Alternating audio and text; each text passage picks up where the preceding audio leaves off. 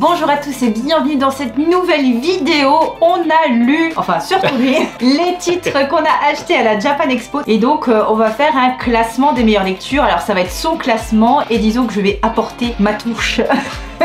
On remarque ton expertise. Exactement. Et après je ferai une contre-vidéo, voilà. Oh la vache. Une vidéo où tu feras le même classement mais à l'envers. Exactement. Allez, bon, c'est parti. Moins bonne lecture manga de la Japan Expo, ça a été aux éditions Kiun, le tome 2 de l'Anneau de Gégès, que je n'ai absolument pas aimé. En fait, le premier tome, j'avais trouvé ça plutôt cool. Voilà, sur le principe, mais ce deuxième tome, faut dire que c'est vraiment trouble. Tout se passe trop vite, ça part dans tous les sens, et puis surtout, j'ai aucune empathie pour tous les personnages. Alors je rappelle rapidement l'histoire. On va suivre un mangaka qui est un ancien mangaka avec une certaine renommée, mais qui tombe un peu dans la ringarditude, quoi. Il est plus à la mode, il est plus hype, et son éditeur le fait bien savoir. Et un jour, il décide de se séparer de son éditeur après une énième dispute et il se rend compte qu'il a un certain pouvoir. Alors j'en dis pas plus. Et sur le pitch de base, j'avais beaucoup aimé l'idée de ce pouvoir. Je trouve qu'il y avait pas mal de choses qu'on pouvait mettre en place. Malheureusement dans ce tome 2, tout va trop vite, quoi. Je trouve que l'intrigue elle défile à une vitesse folle, tout est trop évident, tout est trop facile, et pour nos personnages, et aussi un peu pour nous, quoi. C'est vraiment dommage. Et moi aussi j'ai pas accroché à ce tome là, je trouvais que c'était fouillis, on voulait mettre trop de choses, ouais, il y avait trop d'infos, pas utile.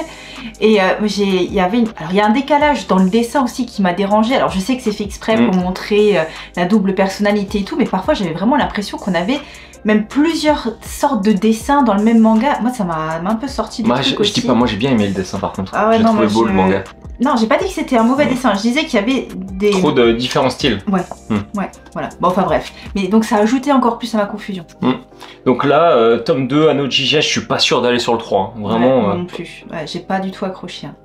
Bon. Dommage. Dommage, hein. Dommage, ouais. Ensuite, en numéro 2, toujours une série de chez Kiun. Et malheureusement, j'ai pas fait bonne pioche chez eux lors de cette Japan Expo. J'ai lu le tome 3 de Creation Moon, Dance with the Monster. Alors, non pas que ce soit mauvais.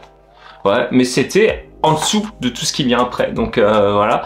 Donc ce tome 3 là, on va toujours suivre Mary Shelley qui cette fois accompagne Elsie, son célèbre monstre qui se fait passer pour une actrice, à un gala, hein, donc dans un manoir avec des gens de la haute société, etc.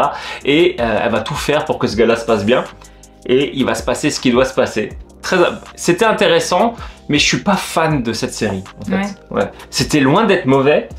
Mais voilà, je l'ai lu, quand je l'avais posé, je me suis dit ok, voilà, rien de spécial. Alors on a un dessin de Fujita que moi j'apprécie, tu vois, c'est très anguleux, c'est très dynamique, c'est très nerveux, c'est très expressif également, mais je peux pas dire que ça soit son meilleur manga de la collection Black Museum. Honnêtement, c'est pas celui que je préfère. Alors j'ai préféré ce tome 3 au tome 2, néanmoins, que j'avais trouvé vraiment en dessous. C'est bien parce que c'est le 4. Ah, j'ai préféré ce tome 4 au tome 3 par contre. Le tome 3 que j'avais trouvé vraiment en dessous, mais ouais, alors je vais continuer. Parce que j'ai envie un peu de finir. Maintenant que je suis déjà au tome 4, il n'y en a que 6, donc j'ai envie de finir. Mais c'est pas ma série favorite. Voilà. Alors maintenant, une vraie déception aux éditions Delcourt. Un manga, honnêtement, j'en attendais beaucoup, peut-être un peu trop. Et on va parler du tome 2 de Hellsing. Alors, le tome 2 de Hellsing, pour moi, ça a été vraiment très pénible à lire. Alors, j'avais beaucoup aimé le tome 1, je crois que toi aussi, t'avais apprécié. Et là, en fait, ce tome 2, j'ai trouvé ça très lourd, et vraiment, à la limite, parfois un peu du ringard. Tu sais, avec des... Tu avais dit dans la vidéo achat, exactement. En fait, l'histoire est toujours aussi cool, hein, cette histoire de Alucard, le vampire qui est au service de Hellsing, qui se bat maintenant contre une espèce de secte, je crois. Enfin bref, le truc il est pas là, c'est que j'ai trouvé l'antagoniste, alors assez charismatique, assez classe dans la manière dont il est dessiné, dans le chara-design très très cool, mais par contre chaque fois qu'il parle, c'est lourd, et en plus ils lui ont fait un accent allemand, tu sais, alors il y a des lettres qui changent dans certains mots pour donner l'impression qu'il a cet accent allemand très fort, mais c'est très pénible à lire en fait. C'est celui que je vais lire ce soir, donc j'ai hâte que tu nous dises ce que t'en penses, mais du coup moi ça m'a vraiment gâché le plaisir de lecture, tu vois, c'était... Moi j'ai pas passé un bon moment, alors est-ce que j'étais pas dans le bon mood non plus quand je l'ai lu, je sais pas, mais il faudrait peut-être que je le relise, je verrai. mais pas tout de suite. Ensuite, on va parler d'un webtoon que tu as acheté toi d'ailleurs à la Japan Expo, et c'est les intrigues d'une Borgia chez Coda Albin Michel, avec un beau coffret qui brillait bien, donc c'est ça qui t'avait tapé dans l'œil. C'est une sorte de webtoon. Alors on va suivre les aventures d'une jeune fille qui est réincarnée dans le corps d'une des filles de la famille Borgia. Et en fait, elle est réincarnée dans ce corps-là. Pourquoi? Parce que lorsqu'elle est décédée, le dernier roman qu'elle a lu, bah, c'était un roman sur la famille Borgia notamment. Et donc, elle est réintégrée dans ce corps de l'héroïne de ce roman. Et donc, elle connaît l'histoire, elle sait ce qui va lui arriver, et elle va tout faire pour essayer de changer un peu les choses. Donc, c'est un webtoon que j'ai trouvé très sympa à lire. Franchement, ça change. J'ai trouvé qu'il y avait une vraie patte, que ce soit graphique ou même au niveau de l'histoire, ça raconte quelque chose, tu sais. J'ai bien aimé aussi la mise en scène. Je trouve que c'est beau. Ouais. Hein, le découpage est très beau. Et par contre, le seul reproche que je peux lui faire, c'est que l'héroïne principale est un peu trop chouinarde pour moi. C'est un peu lourd. Alors, il lui arrive quand même des saloperies dans la vie, hein. Oui, il faut le rappeler. Ouais. C'est quand même pas facile ce qui lui arrive. Je vous laisserai découvrir ça dans le... Bah après, parfois elle joue un rôle, et on le voit très bien qu'elle fait exprès. Ouais. Oui, oui. Parce qu'il lui arrive quand même. Ouais, il lui arrive des saletés. Moi j'ai beaucoup aimé. Hein, ouais, c'était cool. C'était cool. La lecture se fait vite parce que c'est prenant quand même. Ouais, moi j'ai pas lâché. Alors c'était dur parce que vous avez quand même des thèmes abordés. Ouais, la violence conjugale. Hein, la violence intrafamiliale. Enfin, ouais, non, c'est quand même dur, l'anorexie, enfin, c'est... Ouais, c'est vrai, c'est dur, hein. Donc, il y a plein de choses, et moi, je trouvais que c'était bien abordé, c'était bien amené, et voir comment cette fille, elle essaie juste de survivre, en fait, avec les cartes qui lui sont données. C'était étonnant comme lecture, moi j'ai beaucoup aimé. Hein. Mais ça c'était très bien parce que justement elle analyse la moindre situation, la moindre discussion, et ça c'est bien foutu dans le manga parce qu'on voit vraiment qu'elle est intelligente en fait. Ouais, elle est très intelligente, ouais, c'est très réfléchi. Et ouais, c'était cool. C'était quand même cool. J'ai hâte de lire le tome 2 parce que je me demande où ça va aller. Oui, ensuite, on va parler de Golden Goal aux éditions Paquet de Guillaume Main et de Won Jung Ni, qui est le dessinateur. Et là, on va suivre toujours les aventures de Nine. Nine, qui est un jeune footballeur maintenant, mais qui a un passé qui est plus que trouble, puisqu'il est issu de l'immigration clandestine d'Afrique du Nord. Il se retrouve, après moult péripéties en France, à être recruté par un centre de formation d'une équipe prestigieuse de football parce qu'il a un vrai talent Naïm pour le football. Alors c'est pas la personne la plus physique, tu sais, il est un peu petit, un peu chétif, mais il compense ça par une technique footballistique qui est hors norme, qui est au-dessus de la moyenne, et c'est ça qui est fort. Et là il est confronté dans ce tome-ci à d'autres équipes européennes prestigieuses comme le Real Madrid, Barcelone, l'Ajax d'Amsterdam au cours d'un tournoi international de foot. Sauf que Naïm, il a été repéré et recruté par un agent peu scrupuleux qui a des activités un peu noires, si tu vois ce que je veux dire, c'est-à-dire qu'il est à la tête d'un trafic de drogue. Et il implique Naïm plus ou moins dans ce trafic, et ça lui cause pas mal d'ennuis. Voilà, j'en dis pas plus, mais par contre, j'aime bien le manga. Je le trouve vraiment cool, il est plaisant à suivre, il y a une alternance comme ça entre des phases de football et des phases d'histoire un peu plus dures, un peu plus dark, un peu mafia, un peu trafic de drogue, etc. qui est vraiment bien foutu. Il y a un dessin qui est plutôt dynamique, qui est plutôt aussi, lui, bien foutu. Et surtout, on a une vraie science de quand arrêter le manga. Chaque tome, ça finit sur un espèce de cliffhanger qui vous donne envie systématiquement de lire le suivant, et ça... c'est bien. Ensuite, ton manga chouchou. Ton manga chouchou, j'ai lu le tome 7 de Kaiju Girl Caramélisé, donc chez Ototo. Et là, c'était toujours aussi cool, Kaiju Girl Caramélisé. Alors, je rappelle que c'est l'histoire d'une jeune fille qui a un mal en elle, c'est-à-dire que dès qu'elle est submergée par ses émotions, elle se transforme en kaiju, mais pas en petit truc mignon, non, en Godzilla quoi, un truc énorme. Et oui, mais avec un cœur sur le dos. Oui, avec un cœur sur le dos, ouais. C'est ce petit côté un peu kawaii. Et ça, c'est vraiment cool. Et dans ce tome-là, on comprend plus qui elle est. Ouais. Et franchement, c'était d'où ça sort ce truc de kaiju en fait. Et c'était assez inattendu en vrai. Ouais. Moi, je m'attendais pas du tout à cette révélation-là dans ce tome, quoi. C'est très sympa, Kaiju Girl Caramélisé. Il y a un vrai dessin, il y a une patte graphique particulière, il y a de l'humour. Mine de rien, c'est assez drôle par moment. Moi j'ai rigolé en me disant. À un moment il me regarde et il fait quoi tu glouses comme ça, c'est drôle. Et donc ouais, j'ai beaucoup apprécié ce tome, ouais. Moi j'ai adoré. L'attente ne fut pas vaine. Ouais, alors c'est vrai que c'est un tome par an, hein. Enfin, Ouais, mais ça se mérite quoi. ça se mérite, mais c'est trop bien quand vous le lisez. Et en plus c'est fin, bordel, ça se lit en Ouais, 10 ça se minutes. lit très vite. Oui, oui, il a tous les défauts du monde. Il met du temps à sortir, il est très fin, mais bon Dieu, quand vous le lisez ça. Ouais, c'est cool. Franchement, vous passez un bon moment à lire ça. Alors ensuite, le choix, il est cornélien quand même, parce que là, on est vraiment dans des bonnes lectures. Ouais. Ça n'a pas été facile de faire un classement. J'en ai fait un, alors c'est le mien. Je vais mettre ensuite le tome de Kindergarten Wars, tome numéro 9, qui a été vraiment, franchement, là aussi, full révélation. Hein. Mm. Alors, on va suivre toujours notre équipe d'enseignants qui sont d'anciens criminels qui ont été condamnés à maintenant protéger des enfants dans une école maternelle et à s'occuper d'eux. Sauf que là, on va approfondir le passé de Luke, qui est moi, des persos que je préfère dans Kindergarten Wars, qui est un adepte du shoujo, qui est aussi ultra badass, qui a des vraies compétences en tant qu'assassin. Et là, on comprend tout son passé, on voit d'où il vient, on voit ce qui lui est arrivé, et bordel, c'est pas Jojo quoi. Franchement, c'est pas Jojo, il lui est arrivé que des embrouilles dans sa jeunesse, que des galères, et franchement, j'ai été ému en fait par son passé. Je te jure, ça m'a fait quelque chose quand je l'ai lu. C'est trop bizarre, mais on switch un peu dans Kindergarten Wars, on n'est plus dans le manga gag, Ouais, dans lequel on était sur les 7-8 premiers tomes là. Là, on explique le passé de Luke, enfin à partir de, disons, de jeune adulte, hein, quand il commence à travailler.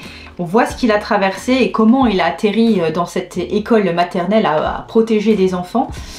Et pourquoi est-ce qu'il a été condamné aussi au départ. Et ouais, effectivement, c'est très bien raconté. Ouais, franchement, c'est bien amené, foutu. ça en fait pas trop. Il y a toujours cette petite touche d'humour de temps en temps pour relativiser, mais quand même, tu vois, tu ressens, je trouve, l'émotion et la douleur des personnages.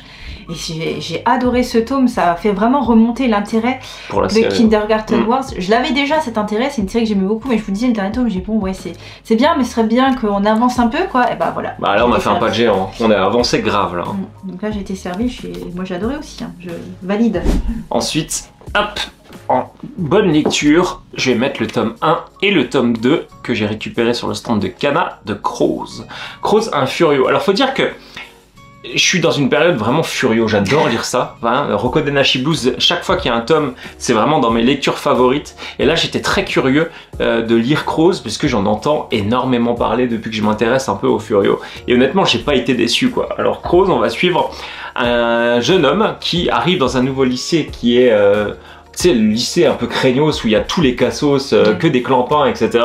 Et lui débarque dans ce lycée-là en étant un peu un couillon, quoi. Il est peroxydé, tu sais, il a les cheveux gris comme ça, et il débarque et il casse la binette à tous ceux qui lui cherchent des noises, quoi. Il a une force surhumaine et qu'est-ce que c'est drôle. Moi, ça a été l'intérêt de ce manga-là, c'est que franchement, j'ai beaucoup rigolé en le lisant. Il y a un dessin qui est pas merveilleux, hein. Je vous le montre un peu rapidement comme ça. Le dessin, il est très classique, très standard, mais il y a un découpage et surtout une histoire qui vous est racontée et un personnage qui est vraiment très drôle, qui fait un peu tout le sel du manga. Franchement, c'était une très bonne lecture, Crows. Qu'est-ce que j'ai rigolé, quoi. J'ai vraiment hâte d'avoir la suite, enfin. J'aimerais bien qu'il fasse, tu sais, un peu comme Meian et sortir 4x4, là. Ça serait trop cool. Bon, ils le feront pas, mais ça serait vraiment cool. Je t'avoue que c'est pas une série qui me donne envie, hein. Ouais, les furios... Ouais, mais honnêtement, c'est tellement drôle, quoi. C'est pas... Tu sais, on est sur de la bagarre, sur de l'humour. C'est absurde. Moi, c'est ça que j'aime bien. Il y a des phases complètement absurdes dans ce manga-là. Et ça a complètement marché avec moi, quoi. Un humour débilos. Et en autre très bonne lecture, on a les pavés de chez Issei Manga, Blackjack, qui sont une succession d'histoires concernant Blackjack, un chirurgien génial qui est reconnu dans le monde entier, mais qui n'a pas de licence pour exercer. Donc c'est-à-dire qu'il l'exerce complètement de manière illégale. Et c'est le dernier recours, quoi. C'est lui qu'on appelle quand la situation elle est désespérée. Et sauf qu'il accepte en général ses missions, mais que contre des sommes d'argent colossales, quoi. Donc on va suivre plein d'histoires de Blackjack qui vont nous parler en fait de la vie. Et c'est ça qui est cool. C'est une succession d'histoires. Et là, on est au tome 8, je me suis toujours pas lassé. Hein. Chaque chapitre est une histoire où il va y avoir une morale, une leçon de vie, alors qu'elle soit positive ou négative, hein, mais c'est toujours bien. Et ce que j'apprécie beaucoup dans Blackjack, c'est que vous avez une succession d'histoires. Alors parfois, vous en avez une qui est très forte, qui est très dure, avec ensuite une histoire un peu plus légère, et puis on retourne sur quelque chose d'un peu plus puissant. Tu sais, c'est pas... toutes les histoires ne se valent pas, et elles n'ont pas le même degré d'intensité. Et moi, je trouve que ça fait... ça vous garde en fait en intérêt dans ce manga-là. Donc j'aime beaucoup Blackjack de chez Isan Manga. C'est vraiment très bien. Du maître, bien sûr, Osamu Tezuka. En troisième place, je vais mettre Au creux de nos mains, qu'on a pris sur le stand de Nazca Édition. Et c'est un one-shot que j'attendais beaucoup. Moi, j'avais très envie de le lire. Et c'est d'ailleurs le premier achat que j'ai fait moi, à Japan Expo. Et je suis très content de l'avoir lu. C'était vraiment génial. Je sais pas ce que tu en as pensé. J'ai pas encore lu non plus. Ah, tu l'as pas lu celui-là? Ben, moi, j'ai trouvé ça très bon. En fait, on va suivre la vie d'une famille, enfin de 3 enfants et de la mère de famille après un divorce un peu douloureux. Donc, on va suivre leur peine, on va suivre leur joie également. On va suivre toutes les petites relations, interactions qu'elles peuvent avoir ensemble. Et c'est toujours des histoires de vie vues à travers les yeux des enfants qui sont très belles. C'est très touchant. C'est assez chill. Tu vois, c'est un côté un peu slice of life. C'est assez chill, mais en même temps, il n'y a pas tout qui est beau, tu vois. C'est pas tout rose, et c'est aussi ça qui est bien, c'est-à-dire que ça n'en fait pas des caisses. Voilà, on voit pas faire du sensationnalisme dans ce manga-là, mais c'est des petites scènes qui, à chaque fois, tapent juste, tu sais, et c'est que des trucs qui peuvent être vécus vraiment dans la vie, quoi. Tu vois, voilà, c'est... Alors ça parle un peu de pognon, ça parle un peu de divorce, ça parle des relations avec le papa, ça parle des relations avec la maman, c'est les relations entre frères et sœurs aussi, enfin, c'est plein de petits trucs qui peuvent vous arriver, qui peuvent nous arriver. C'est franchement, c'est vraiment chouette. Ça aussi, j'apprécie les trucs réels, tu sais, ancrés dans le réel, avec les pieds sur terre, et ben voilà, on y est. Et c'est très mignon en même temps. Donc j'ai été très content de lire ça. Et le dessin? Bah, le dessin, franchement, il est sans être merveilleux. Encore comme histoire, en fait, il en fait pas des caisses, le dessin. Ouais, ça va. Non, c'est bien. C'est ok, ouais. Deuxième marche du podium. Et là, c'est une belle surprise. En même temps, je m'y attendais un peu, je savais que j'allais apprécier. Aux éditions Akata, La fillette au drapeau blanc, qui va nous parler en fait d'un récit de guerre, et on va y suivre une fillette sur l'île d'Okinawa qui va subir le débarquement américain et elle va tenter de fuir les combats. Alors d'abord avec sa famille, et puis d'événement en événement toute seule, et on va suivre voilà, le chemin de cette petite fille qui fuit, qui lutte pour sa vie. On va suivre ses rencontres, comment est-ce qu'elle fait pour survivre, comment elle se nourrit, comment elle arrive à boire, qu'est-ce qu'elle fait aussi pour retrouver sa famille, qu'est-ce qui est mis en place, et c'est hyper bien. C'est poignant, c'est touchant, vous ne lâchez pas le manga quand vous le commencez. Moi aussi je l'ai lu hier je crois. Et sincèrement, on se dit, mince, mais quelle époque!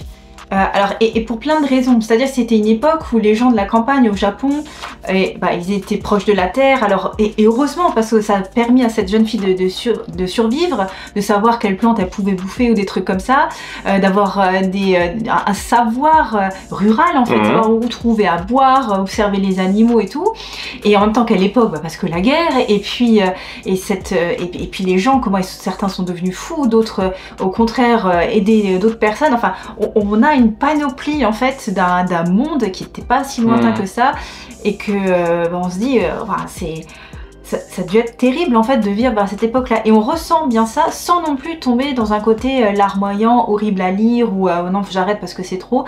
Ça passe très bien pour le grand public, c'est bien documenté. Moi j'ai adoré aussi cette lecture. Oui, parce que l'auteur a fait un vrai travail de documentation. Elle est allée sur place, elle s'est rendue compte des événements, de la topographie, elle est rentrée dans les abris que les gens utilisaient lors de la guerre.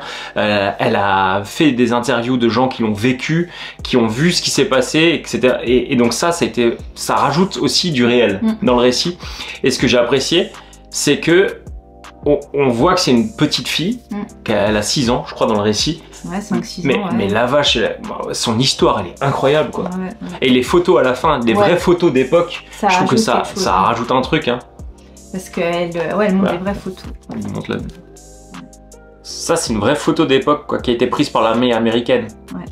Et en plus, comme elle savait pas, est-ce que l'appareil photo, enfin, c'était c'était très bien. C'était vraiment cool. Et enfin, ma dernière, et honnêtement, meilleure lecture. Oh, c'était top. J'ai adoré. C'est ta meilleure lecture? C'est ma meilleure lecture là, de la Japan Expo. Je pensais pas que j'allais apprécier à ce point-là. Mais je me dis, mais comment j'ai fait pour pas découvrir cet auteur avant, sachant qu'on l'a dans la mangatech. C'est pas comme si je t'avais pas prévenu quand même. Ouais. On va parler de Yatari Ryoko de... Une vie nouvelle là. Ouais, une vie nouvelle de Adachi. Et ça, mais qu'est-ce que c'était bien, j'ai adoré ce tome 1, quoi. Mais vraiment adoré. Alors on va suivre en fait une jeune fille qui va entrer au lycée.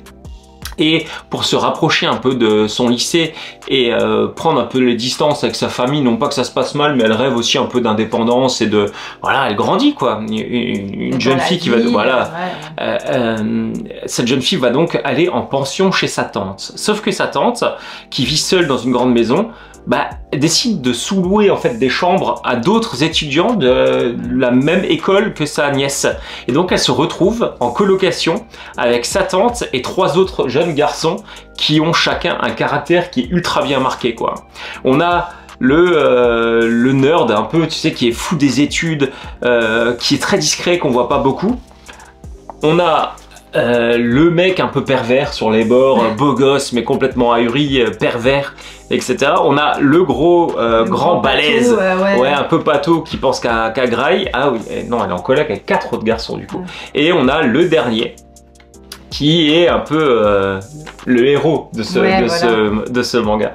Et franchement, c'est un slice of life entre ces 5 personnages, allez 6 si on ajoute la tante, qui est mais vraiment foutu. Enfin, c'est fait d'une main de maître quoi, on le sent, c'est plaisant à lire, c'est doux, en même temps c'est drôle, il y a des petites planches comme ça où l'auteur se met en scène dans son propre manga que moi j'ai trouvé parfois très très drôle. Il y a ce côté là où les relations sont un peu ambiguës entre tous, on sait pas trop, est-ce qu'ils tombent amoureux ou pas. La jeune fille, elle a aussi un petit copain qui est à l'étranger, il débarque à la fin, on sait pas trop quel rôle il va jouer, mais en fait on voit que rien n'est laissé au hasard. Chaque planche est étudiée, et moi c'est ça que j'ai apprécié, en plus d'avoir une histoire qui glisse quoi, tellement qu'elle est bien écrite, elle glisse, quand vous commencez à lire, vous n'arrêtez pas.